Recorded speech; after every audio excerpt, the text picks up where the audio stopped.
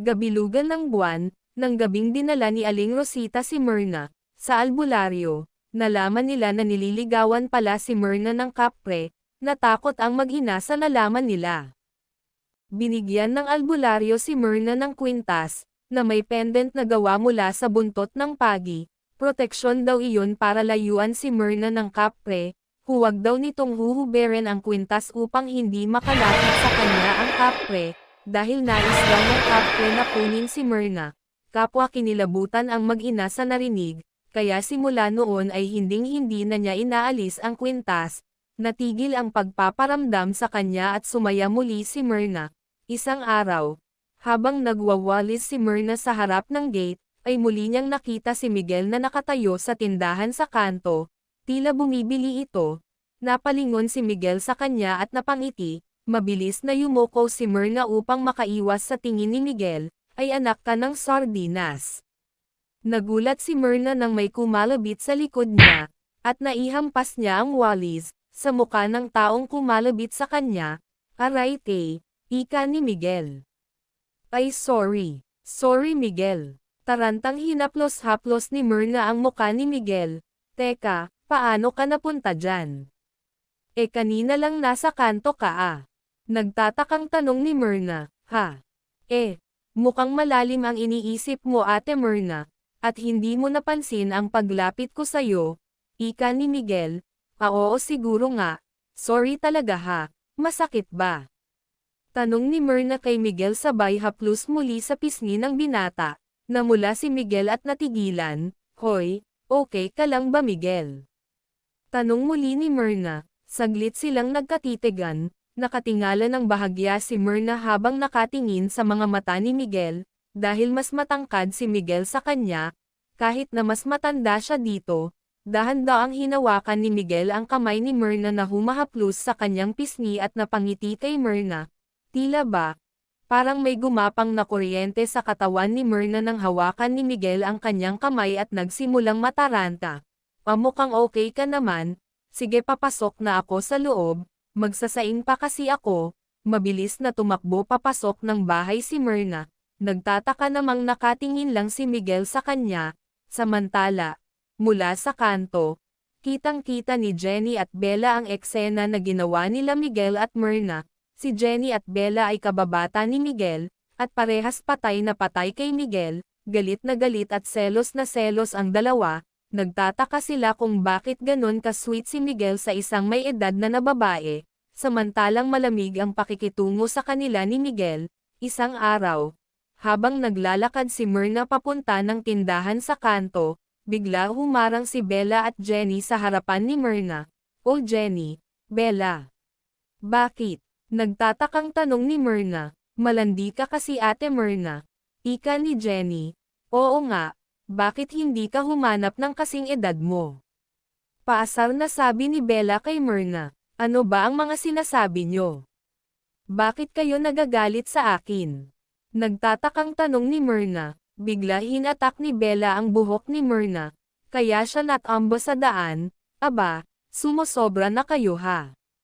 Galit na sabi ni Myrna. Sabay sinabunutan ni Myrna ang dalawang dalaga. Ngunit lumaban din sa kanya ang mga ito. Nagpambuno ang tatlong babae sa daan, buti na lang ay may mga tao na umawat sa kanila. Bigla dumating si Miguel at nag-aalalang nilapitan si Myrna.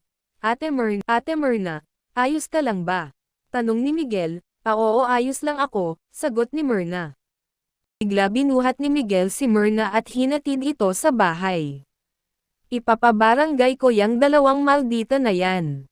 Napakasalbahi talaga ng dalawa na yon. Galit na sabi ni Aling Rosita habang nilalagyan ng gamot ang mga galos ni Myrna. Hayaan yon nanay, mga bata lang yon. May isip din nilang mali ang ginawa nila. Ika ni Myrna.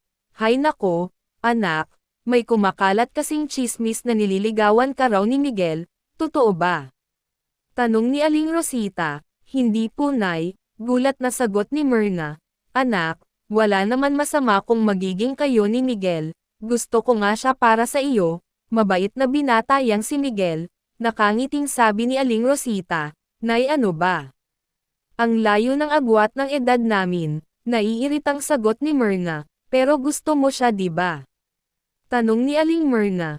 Hindi nakasagot si Myrna at napayuko na lamang. Sabi ko na nararamdaman ko namang gusto mo rin si Miguel, at malakas ang kutob ko na gusto ka rin niya anak, ika ni Aling Myrna sa anak.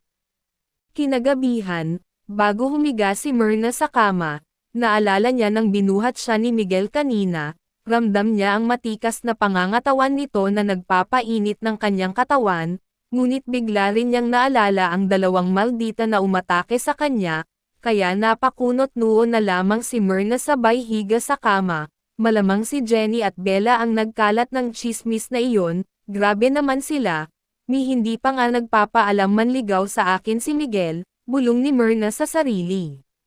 Myrna, napalingon si Myrna sa bintana dahil may biglang tumawag sa kanya, tumayo siya at lumapit sa bintana upang tignan kung sino ang tumatawag sa kanya, pagdungaw ni Myrna sa bintana.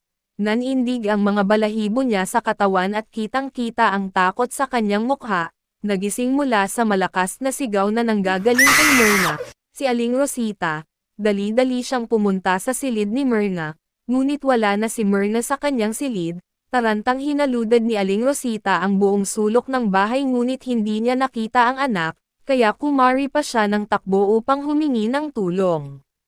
Samantala, sa bahay nila Aling Amanda, kinakausap ni Miguel ang ina sa sala, tungkol kay Myrna. Talaga nay, payag kayo na ligawan ko si Ate Myrna. Abay oo naman, mabait na babae yang inaanak ko na yan, mana sa ina, saka age does not matter naman diba? Pagkukumbinsi ni Aling Amanda sa anak, kaya tutuhanin na ninyo yang chismis na kumakalat tungkol sa inyo, ika pa ni Aling Amanda. Pero nay, paano po kung hindi niya ako matanggap? Malungkot na tanong ni Miguel sa ina. Anak, gaya nga ng sabi ko sayo, mabait yang si Myrna, siguradong matatanggap niya ang lahat sayo. Alam mo anak, nakikita kong gusto Karen ni Myrna, nararamdaman mo rin naman yun diba? Tanong ni Aling Amanda kay Miguel. Amanda.